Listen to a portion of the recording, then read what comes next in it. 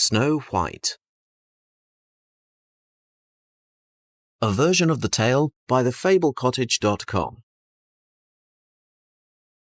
Once upon a time, in a kingdom very far away, there lived a king and a queen. The king was handsome and kind. Everybody loved him. But the real ruler of the kingdom was his wife, the queen. Before she became queen, she worked in the castle kitchen. She was very poor. But she was also very beautiful and funny and very good at Scrabble. So the king fell in love with her and married her. The king loved the queen very much, but the queen was always afraid that the king would meet someone more beautiful. Luckily, the queen had a magic mirror.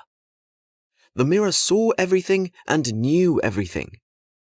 Every day, the queen looked at herself in the mirror and asked, "Magic mirror on the wall, who is the most beautiful of all?" And the mirror replied, "You are, my queen. You are the most beautiful woman in the whole world." The queen was happy. She knew there was nobody in the world as beautiful as her. But one day, everything changed. The queen stood in front of the mirror and asked her usual question. "Magic mirror on the wall, who is the most beautiful of all?" And the mirror replied, "You are very beautiful, my queen, but the most beautiful woman in the world is Snow White." The queen was shocked. "Who is this Snow White?" she asked the mirror. "Snow White works in the castle kitchen. She has hair black as night, lips as red as roses, and skin as white as snow. As of 8 a.m. this morning, she is a wee bitty bit more beautiful than you." "Ah!" yelled the queen. She stomped her feet. She pulled her hair. Then she sat down and sobbed. "I will lose everything." The queen was afraid, and that fear turned her heart cold and hard. She called a trusted hunter to her room. "Find the girl, Snow White," she ordered. "Take her far, far away. Take her deep into the woods." And then the queen looked deep into the hunter's eyes. "She must never come back." The hunter found Snow White and took her into the forest. When they reached the deepest, darkest part of the forest, the hunter stopped. "Go," he whispered. "Run fast and far and don't ever go home." Snow White watched the hunter disappear. "Well, I can't go home now," she muttered. She looked around at the dark and silent forest. It started to rain. "But I can't stay here either. Okay, feet, let's go." Snow White ran and ran. She ran across a stream, up a hill, and down into a dark valley. She ran all morning. By midday, her pale skin and rosy cheeks were covered in mud and scratches. By early afternoon, her long black hair was full of sticks and leaves. By night, she was not beautiful anymore. She was tired, hungry, and shivering with cold. But then Snow White smelled wood smoke in the air. She followed the smell and found a cottage in the woods. There was a warm, golden glow from the windows. She knocked on the door. "Hello?" she called out. "Is anyone home?" There was no answer. She pushed the door open and went inside. Inside the cottage were 7 tiny beds, 7 tiny chairs, and a roaring fire. A big table was covered with dirty dishes. Snow White was very hungry and thirsty. She found some bread and ate the whole loaf. She found some milk and drank the whole bottle. Then she sat in front of the fire to get warm. And just like that, she fell asleep. When she woke up, there were 7 dwarfs standing around her. Snow White rubbed her eyes. "Who are you?" she said. "This is our house," said one dwarf angrily. "Who are you?" "Shh, you'll scare her," said another. "She's a giant. She scares me," said yet another. "Can I stay with you?" asked Snow White. "It seems I can't go home." The dwarfs whispered amongst themselves. "Okay," they agreed. "but only if you help us wash the dishes. We hate washing dishes." "It's a deal," said Snow White. And so Snow White found a new home with the 7 dwarfs. Every morning she washed the dishes, and every morning as the dwarfs left for work, they said, "Be careful. Don't open the door for anyone. And thank you for washing the dishes. We really hate washing dishes." Back at the castle, the queen was feeling better. She thought Snow White was gone forever, but she was still a little afraid. "Come and play Scrabble with me, my love," shouted the king from the bottom of the stairs. "You can go first." "Maybe later, dearest," replied the queen. She stood in front of her magic mirror. "Magic mirror on the wall, who is the most beautiful of all?" The mirror replied, "You are very beautiful, my queen, but the girl Snow White is the most beautiful woman in the world." "Snow White is alive?" shouted the queen. "She is living with the 7 dwarfs in the forest," said the mirror. "Last night she was not very beautiful, but as of 1 p.m. today, she is more beautiful than you." "Rats!" shouted the queen. She went to her closet and got her old coat and old boots. "I'll have to kill her myself."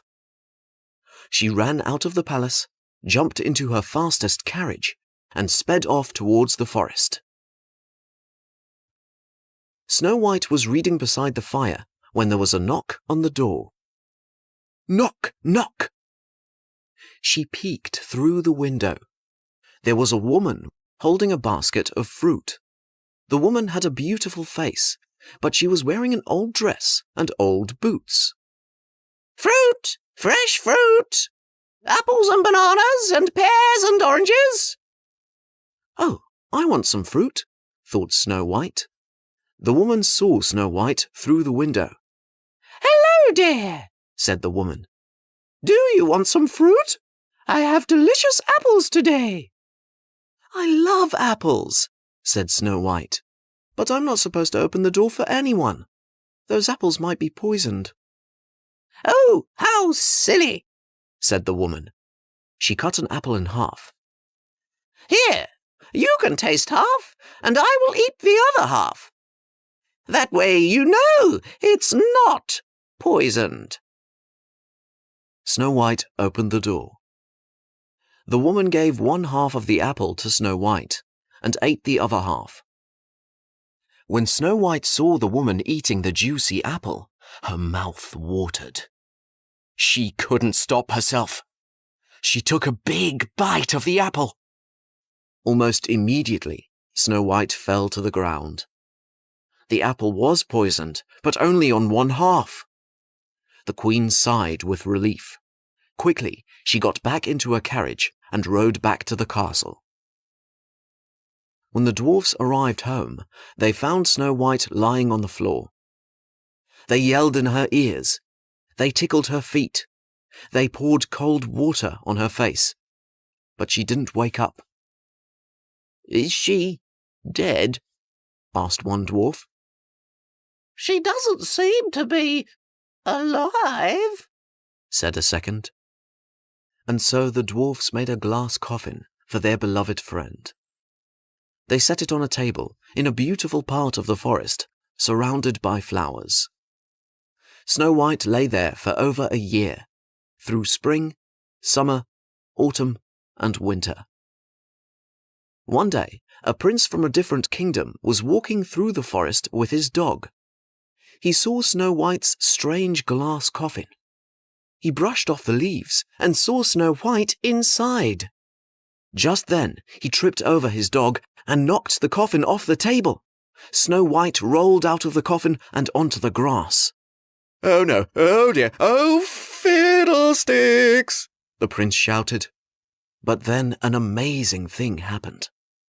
The piece of poisoned apple that was stuck in Snow White's throat fell out, and she began to cough. The prince rushed to help her. "Apples," she coughed. "I beg your pardon?" said the prince. "No, more apples." That night, the queen stood in front of the magic mirror and asked her question. "Magic mirror on the wall, who is the most beautiful of all?" And to her surprise, the mirror said, "You are very beautiful, my queen, but Snow White is again the most beautiful woman in the world." "What?" screamed the queen, and in her anger she picked up a shoe and threw it at the mirror. The mirror smashed into 1,000 pieces, and the magic inside it was released. "No!" screamed the queen. She collapsed on the floor and fell into a deep sleep. While she slept, the queen had a strange dream.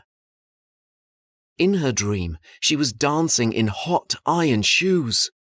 Her feet burned and burned, but she couldn't stop dancing. When the queen woke up from this terrible dream, it was morning. The sun was shining, and the queen felt different. The magic mirror's spell was broken, so she didn't feel anxious or jealous anymore. She felt free. She went downstairs to find her husband. She really wanted to play Scrabble. And what happened to Snow White? The dwarfs were very happy to see Snow White alive. They invited the prince for dinner. When the prince learned that nobody liked washing dishes, he bought them a dishwasher. Everybody lived happily ever after.